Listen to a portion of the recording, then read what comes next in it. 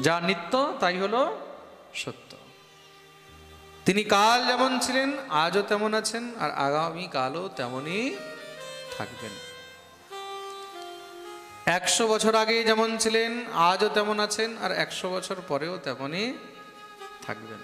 1000 বছর আগে যেমন ছিলেন আজও তেমন আছেন, আর 1000 বছর পরেও তেমনই থাকবেন। তিনি হলেন অপরিবর্তনীয়, তার কখনো পরিবর্তন হয় না। এই সংসারে যেই বস্তু পরিবর্তনীয়, যার পরিবর্তন হয়ে যায়, সেটা হলো অসত্য। সত্য মানে কি? স্থির, যেমন ছিল তেমনই আছে। তাহলে এই সংসারের মধ্যে একমাত্র সত্যকে, একমাত্র সত্য হলেন ভগবান। সত্য হলেন ভগবান, ঈশ্বর। बोलिए सत्य सनातन भगवान की। ভগবানের দ্বিতীয় স্বরূপ হলো চিৎ। চিৎ শব্দের অর্থ কি? চিৎ মানে হলো প্রকাশ। যার প্রকাশে সমস্ত জগৎ প্রকাশিত হয়ে রয়েছেন, তিনি হলেন একমাত্র ভগবান। তার কৃপা যদি না হয়, তাহলে সংসারের সূর্যেরও প্রকাশ আলো দিতে পারে না।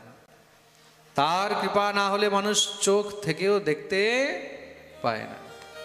আর তার কৃপা যদি হয়, তাহলে চোখ না থেকেও মানুষ দেখতে পায়। তার কৃপা হলে ল্যাংড়াও দৌড়াতে পারে, তার কৃপা হলে বোবাও কথা বলতে পারে, তার কৃপা হলে অন্ধ দেখতে পারে।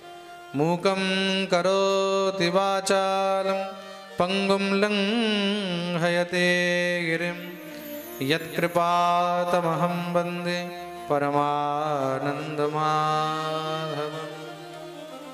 यत्कृपातमहं वन्दे परमानन्दमाधवम्।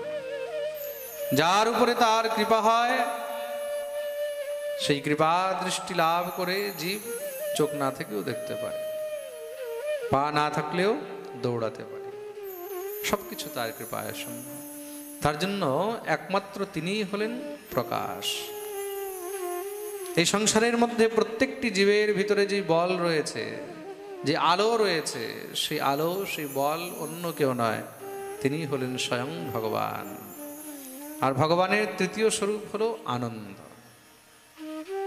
তৃতীয় রূপ হলো আনন্দ। একমাত্র আনন্দ মানে কে? আনন্দই হলেন ভগবান। কিন্তু আমরা সাংসারিক জীব কি করছি? আমরা সংসারের জীব এই বিষয়ের মধ্যে আনন্দ খুঁজে বেড়াচ্ছি, তাই তো? স্ত্রী, পুত্র, ঘর বাড়ি, টাকা পয়সা, ব্যাংক ব্যালেন্স, এগুলোর মধ্যেই তো আনন্দ খুঁজে বেড়াচ্ছি।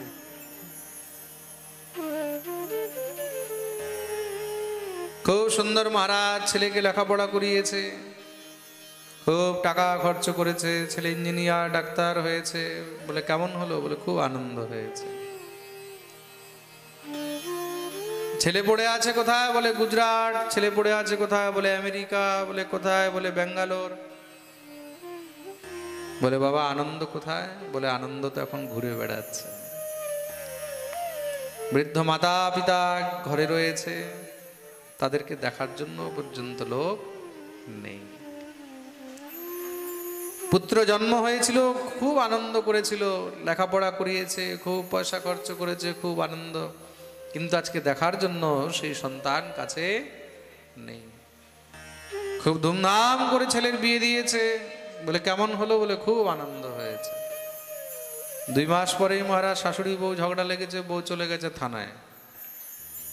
বলে আনন্দ কোথায়? বলে বাবা আনন্দ এখন থানায় বসে আছে। প্রেম সে বলো রাধে রাধে।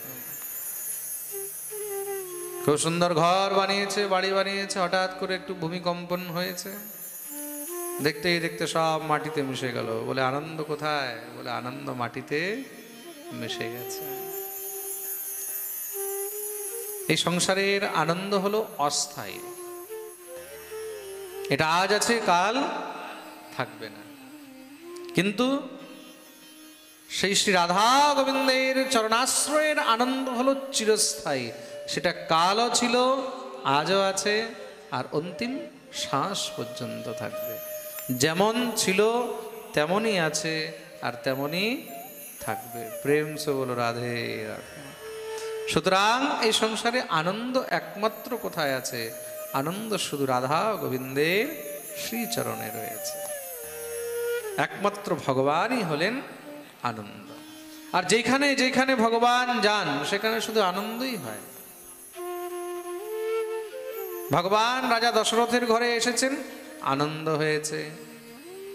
গোস্বামী তুলসীদাসজি মহারাজ বর্ণন করছেন, जो आनंद सिंधु सुख राशि, जो आनंद सिंधु सुख राशि, जो आनंद सिंधु सुख राशि, जो आनंद सिंधु सुख राशि, सी करते त्रैलोक सुपासी, सी करते त्रैलोक सुपासी। श्री राम जय राम जय जय राम, श्री राम जय राम जय जय राम, श्री राम जय राम जय जय राम, श्री राम जय राम जय जय राम।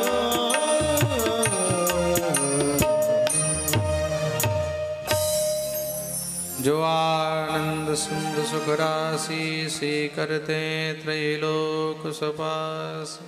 लोमिक बराबर पिकअपটা কম আসছে। গোস্বামী তুলসীদাসজি মহারাজ বর্ণন করছেন, এই সংসারের মধ্যে একমাত্র আনন্দের সিন্ধু হলেন স্বয়ং ভগবান। নন্দ বাবার ঘরে ভগবান এসেছেন, জন্ম নিয়েছেন। সেখানেও শ্রী শুকদেব গোস্বামী পাদ বলছেন, নন্দস্ত্বাত্মজ উৎপন্নে জাতালহাদু মহামনা। নন্দের ঘরে কে এসেছেন? সাক্ষাৎ আনন্দ এসেছেন। তবেই তো আমরা বলি নন্দকে আনন্দ भयो জয় কনহিয়া লাল কি। সুতরাং এই সংসারে একমাত্র আনন্দ হলেন স্বয়ং ভগবান, তার জন্য তাকে আনন্দ বলা হয়েছে। বলি আনন্দ কন্দ ভগবান কি। বলছেন সেই ভগবান কি করেন? ভগবান তিনটি কাজ করেন। তিনটি কাজ কি কি? বিশ্বোৎপত্ত্যাদি হেতবে, বিশ্বের উৎপত্তি, স্থিতি আর সংহার। এই সংসারকে তিনি কিন্তু সৃজন করেছেন, সৃষ্টি করেছেন। এই সংসারের তিনি লালন পালন করছেন। আর যখন মন ভরে যায় তখন সঙ্গে সঙ্গে তার সংহার করে ফেলেন। সবকিছু তার হাতে। সেই ভগবান ভক্তদের ত্রিতাপ জ্বালা নাশ করেন। এই সংসারে যেই জীব তার আশ্রয় নিয়ে থাকে সে তার ত্রিতাপ জ্বালা নাশ করে থাকেন। এই ত্রিতাপ জ্বালা কি? এই সংসারে কিন্তু আমরা সবাই ত্রিতাপ জ্বালা ভোগ করছি। আপনিও ত্রিতাপ জ্বালা ভোগ করছেন, আমিও ত্রিতাপ জ্বালা ভোগ করছি। এই ত্রিতাপ জ্বালা কি? প্রথম হলো দৈহিক, দ্বিতীয় হলো দৈবিক, আর তৃতীয় হলো ভৌতিক। দৈহিক জ্বালা, এই সংসারে আমরা সবাই কিছু না কিছু দেহ নিয়ে কষ্ট ভোগ করছি। এমন কেউ নেই যে এই দেহ নিয়ে কোনো কষ্ট ভোগ করছে না। কেউ আছে কি? সবাই এই দেহ নিয়ে কষ্ট ভোগ করছে। কিছু না কিছু এই দেহের মধ্যে লেগেই রয়েছে। জ্বর, ব্যাধি, কাশি, কষ্ট, ব্যথা, কিছু না কিছু লেগেই তো রয়েছে। এই সংসারে এমন কেউ আছে যে বলতে পারবে এই শরীর নিয়ে আমি কোনো কষ্ট ভোগ করছি না? কেউ নেই। কিছু না কিছু সবার শরীরে লেগেই রয়েছে। এটা হলো দৈহিক তাপ, দেহের কষ্ট। দ্বিতীয় হলো দৈবিক তাপ, মানে দেবতাদের দ্বারা প্রদত্ত যেই কষ্ট। দেখা গেল সবকিছু ভালো চলছে, ঘর, দোকান পাট, বিজনেস, গৃহের মধ্যে সব ভালো চলতে চলতে হঠাৎ করে সব নষ্ট হয়ে যাচ্ছে, খারাপ হয়ে যাচ্ছে। দেখতে দেখতে সব বিনাশের দিকে চলে যাচ্ছে। কি ব্যাপার?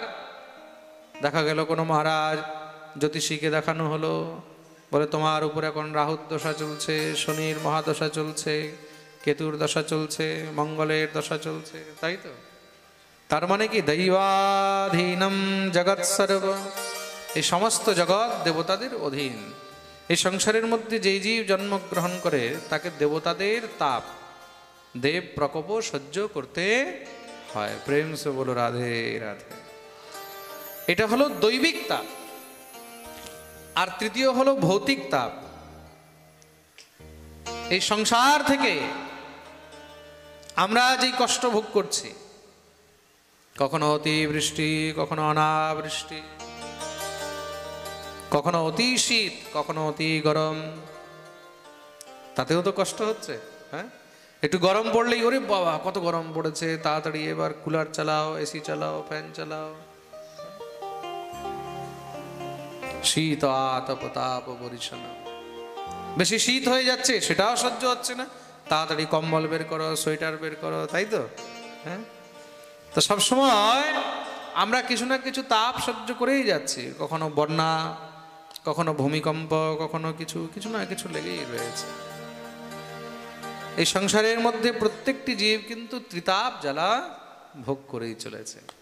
তাহলে ত্রিতাপ জ্বালা থেকে কে বাঁচতে পারে? বলছে একমাত্র যার উপরে সেই ঈশ্বরের চরণাশ্রয় রূপী ছত্র ছায়া থাকে, সেই এই ত্রিতাপ জ্বালা থেকে বাঁচতে পারে। তাহলে সেই ভগবানের নাম কি? শ্লোকের অন্তে গিয়ে তার নাম নিলেন শ্রীকৃষ্ণায় বয়ম নমঃ। তার নাম হলো ভগবান শ্রীকৃষ্ণ। বলিয়ে কৃষ্ণ কন্হैया लाल की। তাহলে কি একমাত্র শ্রীকৃষ্ণই সর্বথা সমর্থবান?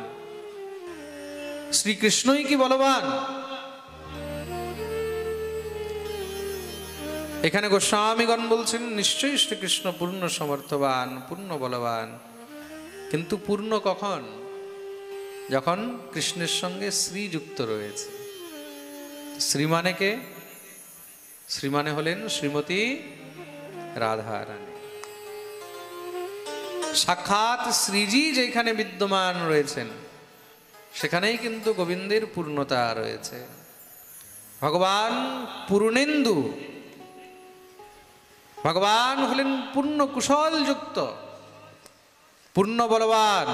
কিন্তু সেই পূর্ণ কখন? যখন গোবিন্দের সঙ্গে রাধারানী রয়েছে। রাধারানী ছাড়া কিন্তু গোবিন্দ পূর্ণ নয়, রাধা ছাড়া গোবিন্দ আধা। আমাদের ব্রজবাসীরা সবসময় বলে রাধে বিনা কৃষ্ণ আধে, इसलिए बोलो রাধে রাধে। যেখানে রাধারানী থাকবে সেখানেই কিন্তু গোবিন্দের পূর্ণতা রয়েছে। বলি রাধা গোবিন্দ ভগবান কি।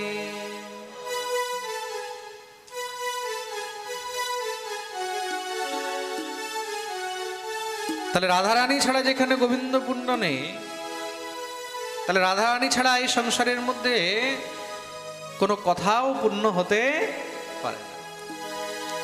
আসুন আমরা সবাই শ্রী রাধারানীর চরণে একটু বন্দন করি।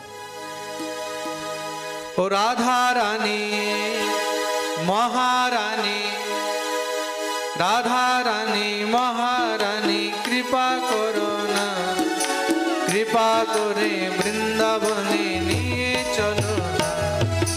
রাধারানী